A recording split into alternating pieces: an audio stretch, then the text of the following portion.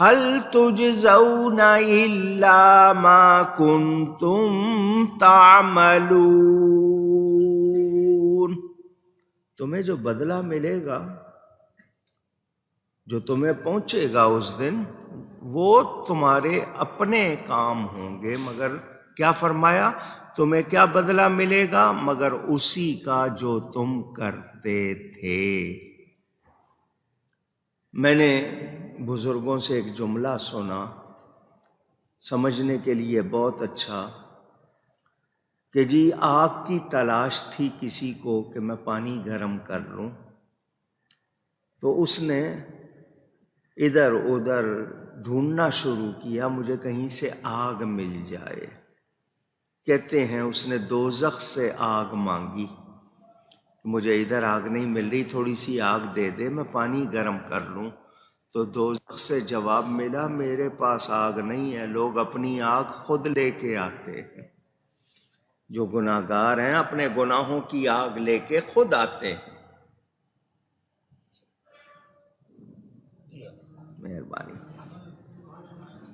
لوگ اپنی آگ خود لے کے آ رہے ہیں۔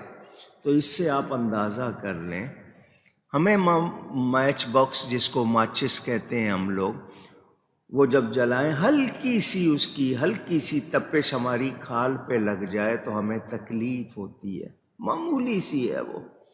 تو جو سخت آگ ہوگی، کیونکہ جہنم کی آگ دنیا کی تیز آگ سے 150 گنا زیادہ سخت ہے۔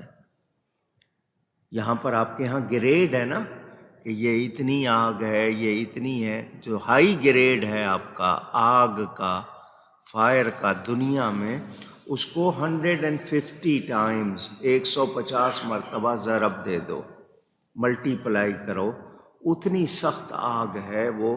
تو ہم ڈرتے نہیں، اس کا مطلب ہم سمجھدار نہیں۔ تو وہاں کیا ملے گا؟ جو ہم دنیا میں کرتے تھے اسی کا بدلہ۔ انما امرت ان اعبد رب هذه البلدة الذي حرمها وله كل شيء، فرمایا مجھے تو یہی حکم ہوا ہے کہ اس شہر کے رب کی عبادت کروں، اس کو پوجوں، جس نے اسے حرمت والا کیا ہے، اور سب کچھ اسی کا ہے۔ سب کچھ کس کا ہے؟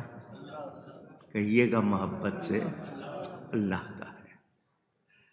سب کچھ اللہ کا ہے، ہمارا کچھ بھی نہیں۔ جھگڑے، یہ جو میں آ جاتی ہے نا، میرا تیرا میں، یہ سارے فساد اسی کے ہیں۔ جس دن یہ میں نکل گئی، آسانیاں شروع ہو جائیں گی۔ میں نے آپ کو یہ بات کتنی مرتبہ سنائی، میرے حضرت صاحب قبلہ کے پاس ایک شخص آیا، اذان کے بعد اس نے مسئلہ پوچھا، حضرت جی یہ بتائیں شیطان کیوں مردود ہوا، کیوں دھتکارا گیا؟ فرمایا اذان ہو گئی ہے، وضو کرو، نماز پڑھو، بعد میں بات کرتے ہیں۔ نماز کے بعد آپ نے فرمایا کون ہے بھئی وہ جو پوچھ رہا تھا شیطان کے بارے میں؟ وہ بندہ جو تھا وہ فوراً کہنے لگا جی میں۔ فرمایا اسی لیے ہوا تھا مردود، وہ بھی میں کرتا تھا، میں یہ میں نکل جائے۔ کبھی آپ نے توجہ کی؟ آپ کو ایک بات ذرا اشارے میں کر رہا ہوں، آپ نماز پڑھتے ہیں، آپ کہتے ہیں میں نے نماز پڑھی، میں نے بہت اچھی طرح وضو کیا، بہت اچھی طرح نماز پڑھی، دعویٰ کر سکتے ہیں قبولیت کا؟ اونچی۔ میں نے روزہ رکھا، بڑی گرمی تھی، سخت گرمی، مگر میں نے روزہ رکھا، دعویٰ کر سکتے ہیں قبول ہونے کا؟ اونچی۔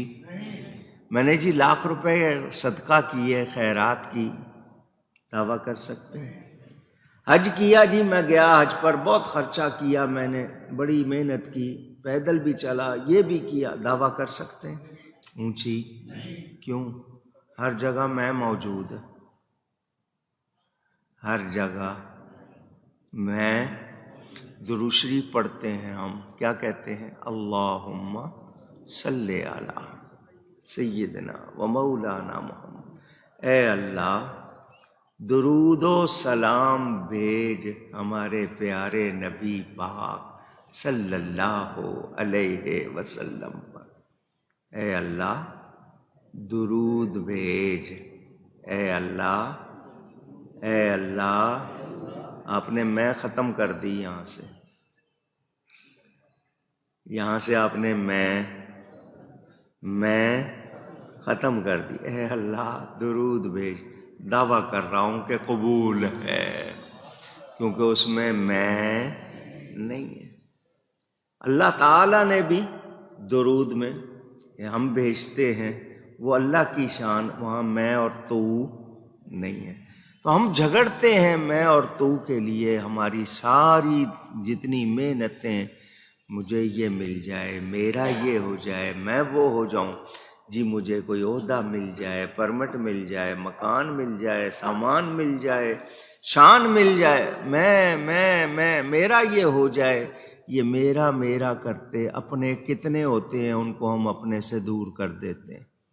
سگے ہیں ان سے اسی میں میرے تیرے میں لڑائیاں ہوتی ہیں۔ تو ہمیں کیا کرنا چاہیے؟ جان لینا چاہیے ہمیں یہاں رہنا ہے، یہ ہم پر مہربانی ہے، ہمارا کچھ بھی نہیں۔ فارسی میں کسی نے کہا نا، در حقیقت مالک ہر شے خدا است، ہر چیز کا مالک حقیقی طور پر کون ہے؟ این امانت چند روزہ نزد ما است، یہ میرے پاس جو کچھ ہے یہ اللہ کی امانت ہے اور چند روز کے لیے ہے، میرا اپنا کچھ بھی نہیں۔ سر سے لے کر پاؤں تک وجود وہ بھی میرا۔ سانس ہے نا، دم، فارسی میں دم کہتے ہیں، سانس کو کہتے ہیں، یہ سانس ہے، اندر نہ جائے تو ختم، باہر نہ آئے تو ختم۔ یہ ایک سانس کا ہے مسئلہ، اس پر کتنی اکڑ ہے، اس پر کتنے جناب ہمارے معاملے ہیں، ہم نے کبھی توجہ نہیں کی۔ تو سب کچھ کس کا ہے؟ اونچی میرے دوستوں اور بزرگوں، اچھے عقیدے، اچھے اعمال، ہمیں یہ بتا دیا گیا کہ تمہاری نیکیوں پر تمہیں بہت زیادہ اور بہتر اجر ملے گا، تمہارے عمل کے مطابق نہیں ملے گا، اللہ اپنی شان کے مطابق دے گا، وہ اپنی شان کے مطابق عطا کرے گا۔ بندے کے عمل چھوٹے ہوں گے، جزا بہت بڑی ہوگی۔ تو پھر اتنی بات پتہ چلے، یہاں روپے 2 روپے کے منافع کے لیے جناب کیا کچھ کرتے ہیں، 1%، 2% پروفٹ مل جائے، وہ کہتے ہیں جی 2% سے زیادہ نہیں، ٹھیک ہے جی اتنا ہی بہت ہے، اس کے لیے پتہ نہیں کتنی محنت، اور وہاں کتنا ملے گا اس کا ہم خیال کرتے نہیں۔ تو میرے دوستوں اور بزرگوں، گھبراہٹ عذاب کی، دوزخ کی، اس کو دیکھ کر دل ہل رہے ہوں گے، پریشانی، اوسان خطا ہونا، یعنی آپ کے سینسز جو ہیں وہ آپ کے قابو میں نہیں رہیں گے، قیامت کی ہیبت، وحشت اور ایک خوف، عجیب کیفیت، اس حالت میں یہ ایمان ہوگا جو آپ کو امان دے دے گا۔ ایمان کی وجہ سے آپ کو وہ گھبراہٹ نہیں ہوگی۔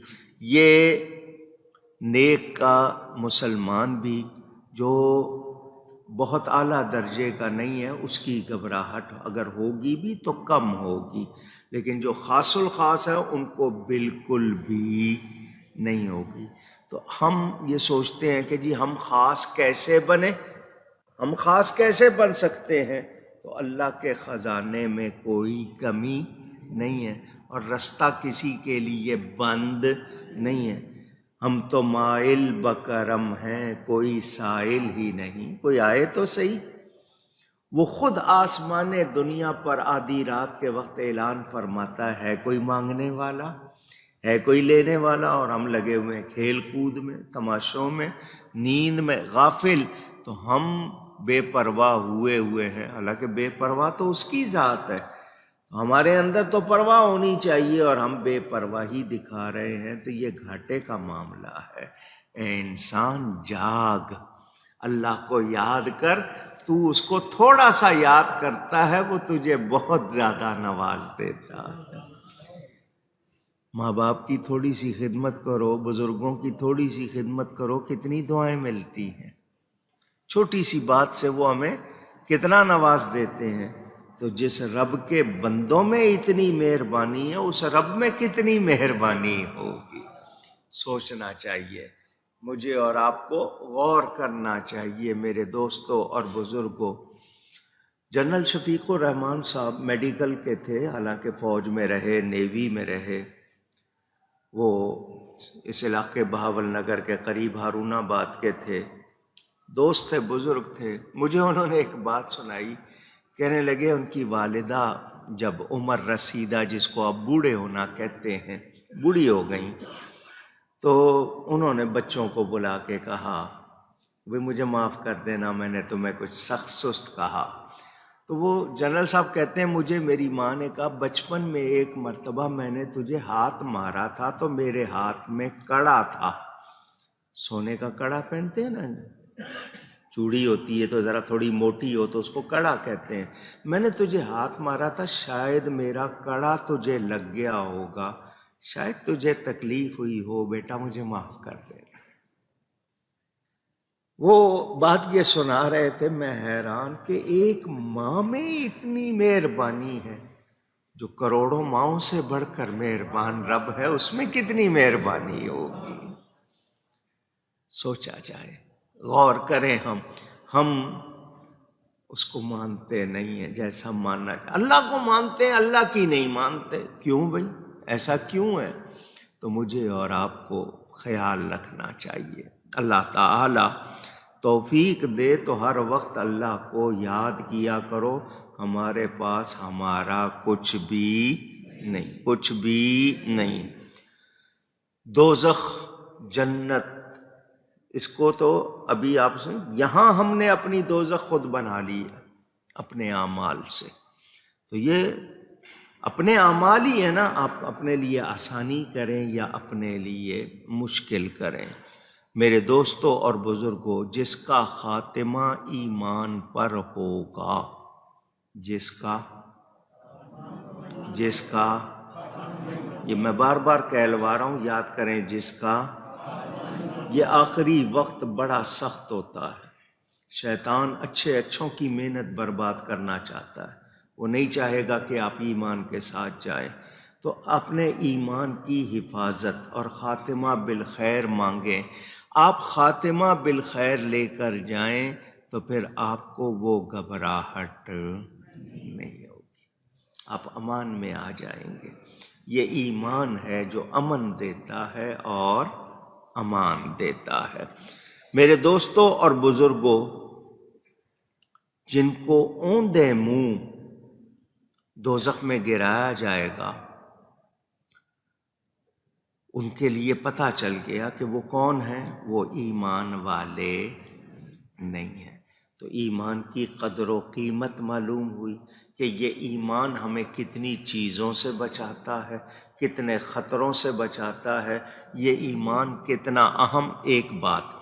دوسری بات یہ کہ اگر کوئی مسلمان ایمان والا ہے مگر گناہ گار ہے، اس کے لیے وہ اس طرح سزا نہیں ہوگی جس طرح کافر کے لیے ہے۔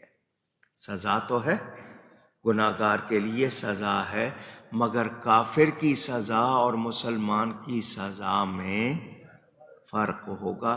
اس کو ایمان کی وجہ سے اس طرح ذلیل نہیں کیا جائے گا۔ تو ہمیں یہ بات بھی معلوم ہو گئی، تو اب ایمان کی حفاظت کا اہتمام کرنا چاہیے یا نہیں؟ پوچھ رہا ہوں کس طرح، صرف سوچ کے یا اس کے لیے محنت کرنی چاہیے؟ ہمیں کیا کہا گیا؟ اے ایمان والو، اللہ سے ڈرو اور سچوں کے ساتھ ہو جاؤ۔ کیا مطلب؟ سچوں کے ساتھ ہو کر ایمان کی حفاظت کر لو، اللہ کی طرف وسیلہ تلاش کرو تاکہ تمہیں امان ملے۔ مگر انہی باتوں پہ فتوے لگ جائیں، انہی باتوں کو غلط کہا جائے تو پھر ہم کہاں جائیں گے؟ کیا حال ہوگا؟ مجھے اور آپ کو سوچنا چاہیے۔ دوسری بات یہ کہ دوزخ میں کفار کی سزائیں مختلف ہوں گی، کیونکہ دنیا میں بھی ان کے اعمال مختلف تھے۔ سخت کافر سخت عذاب میں ہوں گے، جو کافر تو ہیں مگر برائی میں نہیں ہے، ان کے عذاب بھی اسی کے مطابق، یعنی ان کو جو بہت سخت کافر ہیں اور سخت برائیاں کر رہے ہیں ان کی سزائیں بہت زیادہ سخت ہوں گی۔ دوسرے جو ہیں جنہوں نے اچھے کام کیے مگر ایمان والے نہیں تھے تو ہوں گے سزا میں، مگر ان کی سزا قدر نرم ہوگی۔